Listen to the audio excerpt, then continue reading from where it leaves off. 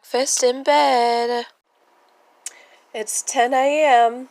and I'm having lunch. I am having a serious epiphany on life that, if I didn't record it and, it's a mess back. Thoughts come and go quickly. And so if I record this now, I know that it's gonna make a huge difference because I'm feeling it and I'm understanding it right now, and I might not feel, we're constantly changing, so we might not feel the same way, 10, 20 minutes from how we feel right now. You were born in low density, and you learn how to thrive throughout all of that. You really have a one-up. We've gone through this system of learning for a very long time where there's all these, different steps and systems and I'm not saying that those aren't useful. And it's really strange how, some of us just aren't even afraid. We just surrender and accept it.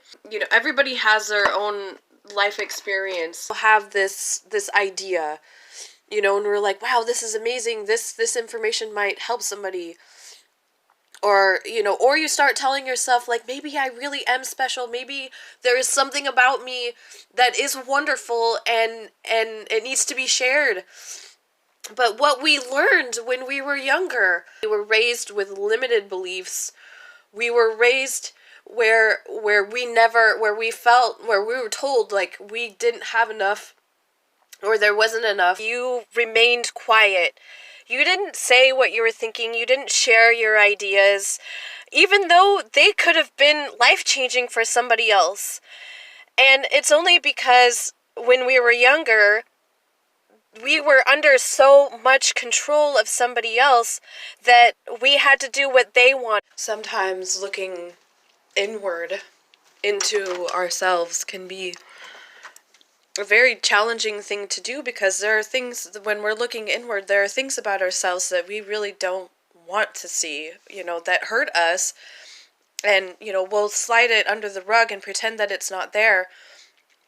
But if we do take that time to look inward and recognize and become aware of those things in our lives, even no matter how painful it is, when we become aware of that, then we can start healing that. And that is so incredibly important to do if you want to move into the future, into a happier and loving state of mind.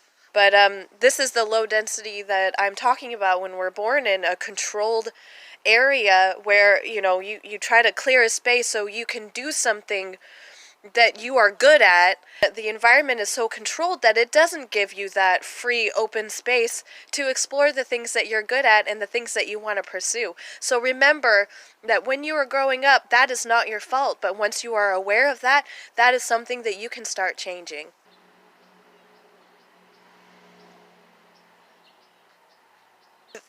I have to check my bag like at least 2 times to make sure I have my car keys, because I have locked my car keys in the car dozens and dozens of times. So, like, I have to double check. I have spare keys. Well, maybe I shouldn't let everybody know where all my spare keys are. Pumpkins are here! The berries. Oh, there's a spider. Aren't these pretty? We've had some fires around here in Washington, and the trails were a little smoggy today. Clearing root chakras and, where the blockages are coming from. There's a lot that I've been able to recognize. People had their emotions, and if their emotions were triggered, if you were the cause of triggering their emotion, then you had to completely change who you were to adjust to their lifestyle. It was always a struggle, or it was always emotional, or it was always, and then you recognize these things and you make the choice. You're like, no way, I don't relate to that. And you just put your foot down. You're like, no way, that's not You know, I mean, I know what makes me feel nice and what makes me feel like crap. And would I rather feel like crap? No. You don't really understand those emotions right away. They're just there, and it's like a mark on you. And, you know, or a wound, you know, we call them wounds. And it is so strange how real everything becomes, you know, after you go through the I'm crazy phase. There really is something about the universe that we cannot deny exists. I mean, energy, frequency, I mean, it's just as, you know, we believe that we have Wi-Fi. We don't seek and look at it. There have been plenty of things. Oh my gosh, that airplane is so close. Ah, so close. You know, I already know that I have a plane ticket waiting for me. Just imagine if we just told ourselves, like, the most impossible things all the time. Like, you can just say it. I mean, it's not going to hurt to be like, you know, I have wings and I can fly in the sky and go wherever I want to go. As bizarre as it sounds, just say it to yourself. It's fun, and we know, you know, it can either happen or not happen. But, you know, it's just fun imagining and pretending, and we'll see how much, you know, maybe that means if you claim that you have wings and you can fly anywhere, maybe you get your own private jet. You know, the universe will make it possible in some way, realistically, or however it works.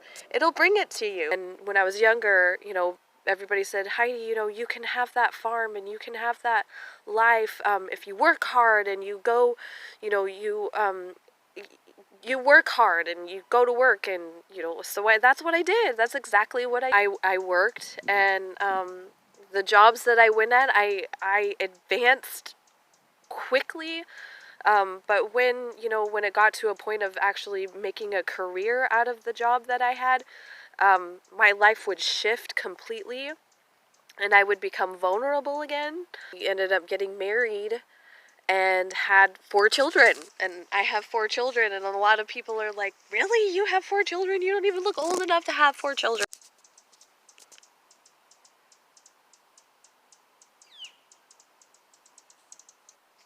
Oh, it followed me. A little fluff. I saw this today, and I was like, oh, it looks like angel feathers. Don't they? If you think about it, there are certain memories that we remember, you know, and there are things that we just throw out. And there are reasons why we retain certain memories, because that's based on,